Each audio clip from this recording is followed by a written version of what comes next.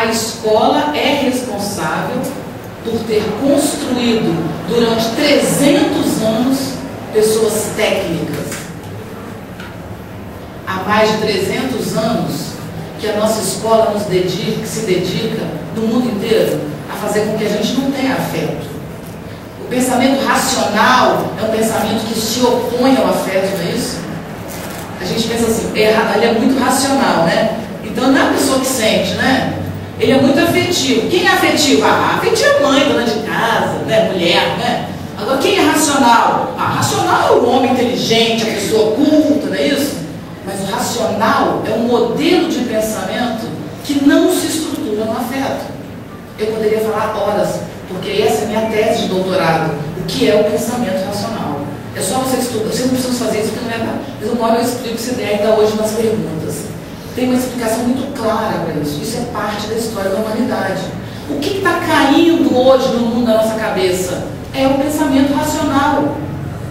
E isso implica um excesso de conteúdo que a gente trabalha. Isso eu vou explicar para vocês se der lá na frente. O que quero focar é, no primeiro momento que eu já vou recomeçar, primeiro, as crises, tá? Que crises são essas que a gente está vivendo?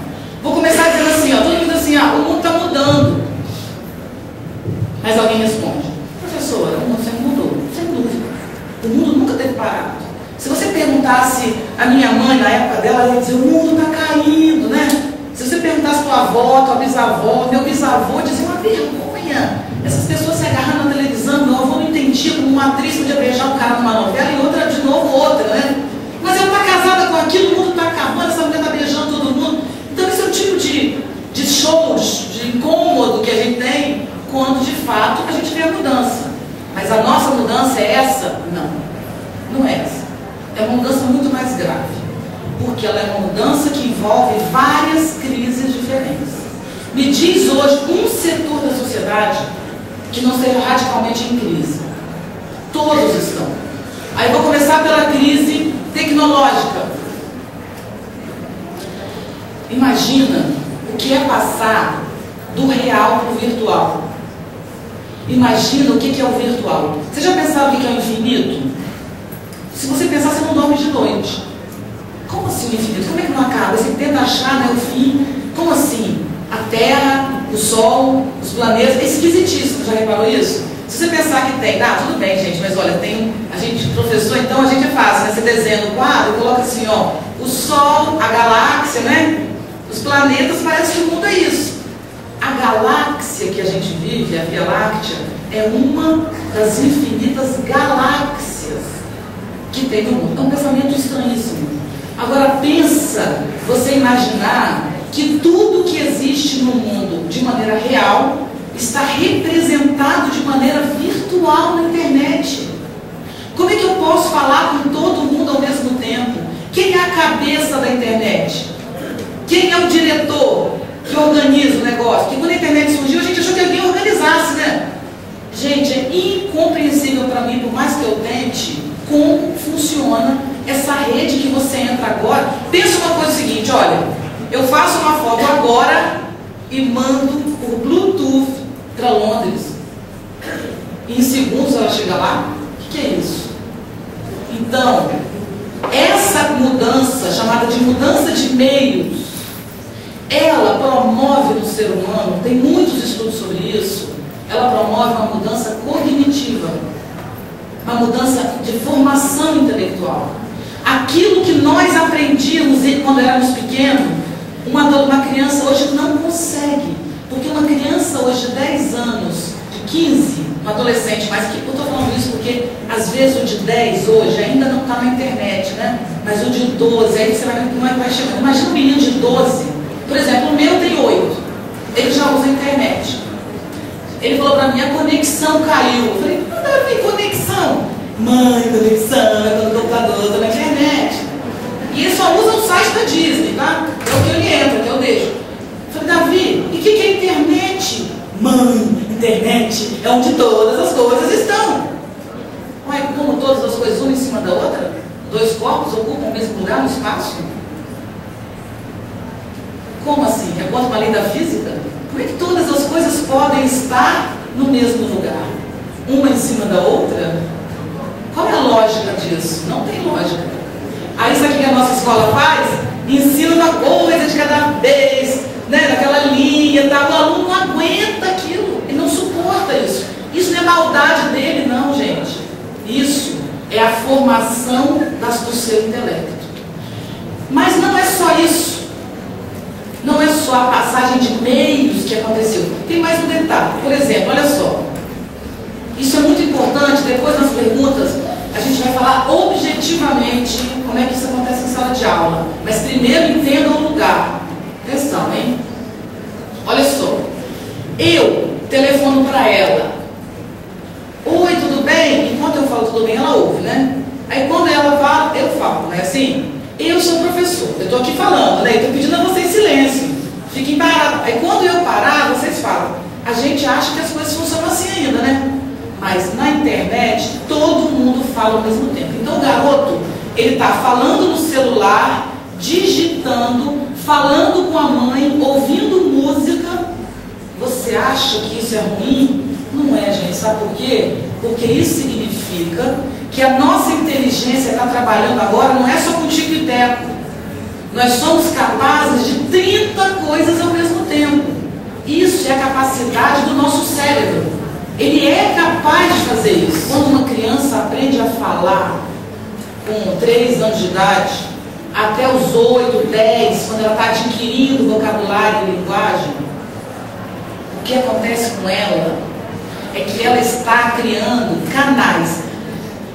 Vocês conhecem canal de irrigação? A água vem e vai molhando. Imagina a veia, né? Imagina o capilar aqui, né? Sai do coração e vai atingindo várias partes, não é isso? Imagina o seguinte, eu não sei falar. Na hora que eu aprendo a falar, e quanto mais eu aprendo mais palavras, eu vou criando canais de comunicação, são canaletas.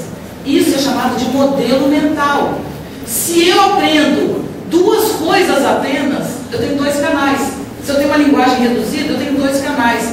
Se eu consigo aprender um pensamento mais complexo, eu tenho vários canais. Então imagina o seguinte, eu tenho 2 praticamente, e a maioria de vocês também.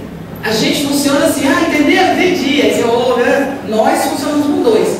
Mas a nova geração funciona com 8, 10 canais de comunicação. Isso implica numa crise terrível para a relação entre pais e filhos. Como é que os pais se relacionam com os filhos nesse momento? Como é que o marido e a mulher se comunicam? Imagina o seguinte, olha, eu estou falando em português, né? Daqui a pouco eu começo a falar espanhol. Não é incompreensível não, alguma coisa vocês vão entender. Não é inglês, é espanhol. Mas vai ser muito complicado para a gente se comunicar. Então é como se a gente hoje falasse português e as novas gerações falassem espanhol. É mais ou menos isso, tá? Então primeiro a gente tem que ter um pouco de paciência, né? E não dizer que o aluno é vagabundo, que o aluno é preguiçoso, que o aluno não quer nada, né? Não necessariamente. Às vezes não quer mesmo, mas não necessariamente. Bom, então, além desse problema, que é uma mudança da inteligência que está se ampliando, nós temos um outro problema da internet, que é bastante interessante, que gera crise, mas é bom, que é assim. Ela era dona, não, vamos dizer assim, ela é filha da presidente Dilma. Ela é filha do dono da Samarco Mineração. Ela é filha do príncipe não sei das quantas. Não faz a mínima diferença. Primeiro porque o acidente ambiental, na hora que ele ataca, não ataca um ou outro. Mas mais ainda, ela é filha do dono da Samarco Mineração. Acontece que eles descobriram lá, pela tecnologia, uma coisa lá que substitui o minério, entendeu? Inventaram uma coisa que substitui o minério. Você sabe o que acontece? Em um ano, em 2 ou 3 anos, a Samarco não tem para quem vender, porque inventaram um produto mais barato do que o que é aquilo ali. Eu tenho um aluno que é dono de uma fábrica de cimento no Rio. E sabe o que aconteceu agora na Olimpíada? Eles criaram prédios na Olimpíada de Londres, que vão trazer para o Brasil. Você chega num lugar, você monta um prédio de 20 andares, e você desmonta, põe na gaveta, guarda, leva embora. É tudo de ferro. E cadê o cimento? Quem é dono da fábrica de cimento? O que faz? Então, gente, nós vivemos a tecnologia, cada vez que ela inventa uma coisa, ela enriquece um setor e ela empobrece outro. O que eu quero que vocês entendam com isso? ninguém mais tem estabilidade, nem financeira, nem política, nem econômica. Exemplo disso, vocês se lembram o papel dos Estados Unidos no mundo, lembram? Hoje, olha as notícias, eu estava ouvindo rádio, que eu ia entrar na CBN ao vivo, e estou ouvindo uma matéria que fala assim, pessoas com fome embaixo da ponte, não sei o que. Eu falei, gente, o Brasil está assim, puxa vida, achei que tinha melhorado um pouco. Miséria, fome, pessoas morrendo em barraca de camping. Sabe onde era isso? Na Califórnia. Eu falei, não, está errado, o que é isso? Era na Califórnia. Aí pensa a Europa nos próximos 10 anos só vai cair para depois começar a subir. E vocês sabem qual é o país um dos países que mais cresce e que é visto como aquele que vai substituir os americanos na produção de coesão internacional? O Brasil! Alguém já tinha pensado nisso uma vez na vida? Sequer! Gente, nunca na vida, eu tenho 48 anos, estudei na UFRGS, fazíamos política estudantil, eu nunca sonhei, nem no delírio mais delirado, que o Brasil podia estar um dia na posição que ele está hoje. A classe C crescendo e consumindo como está. As lojas da Zona Sul do Rio são sustentadas pela sua filial da Zona Norte. Vocês sabiam disso? Eu não estou falando de C&A, não. Estou falando de fórum, de lojas caras. Essa loja cara vende mais na Zona Norte, que é a zona mais pobre, do que na Zona Sul do Rio de Janeiro. Isso é um fato. Bom, o que eu quero chamar a atenção para vocês, gente, eu vou continuar. As coisas estão mudando muito e rápido. O mundo vai acabar em 2012, eu não acredito nisso, nem no meu sonho também vai delirado. Agora, muita gente tem morrido todos os anos, muita, né, 20 ou 30, né? 1.800 pessoas morreram em Teresópolis. Eles falam que é 1.000 porque os 800 corpos que não foram encontrados não são catalogados como mortos, mas como desaparecidos. 1.800 pessoas. 300.000 pessoas morreram na tsunami na Indonésia. Todo ano isso acontece. Então, ataques terroristas que cada vez aumentam em todos os lugares. Quem é que vai sobreviver no mundo nessa mudança grande? Quem tiver atitude, quem estiver lendo o mundo, quem estiver prestando atenção aos acontecimentos. Então, um professor, não é um professor não, uma mãe, um ser humano, um pai, todos nós, a gente tem que estar prestando atenção no que está acontecendo no mundo. Não é mais para ser bem informado e chegar no bar, né, e dizer para o amigo assim, eu sei quem é, não sei quem. Não tinha aquele cara antigamente que gostava de ler os assuntos para poder, né? Eu sou informado. E aquele erudito, sabia tudo, a página, o canto da página. Não é isso que a gente precisa. A gente precisa de um conhecimento que nos faça viver melhor. O conhecimento que a gente tem que trabalhar no mundo é o conhecimento que nos ajuda a viver em família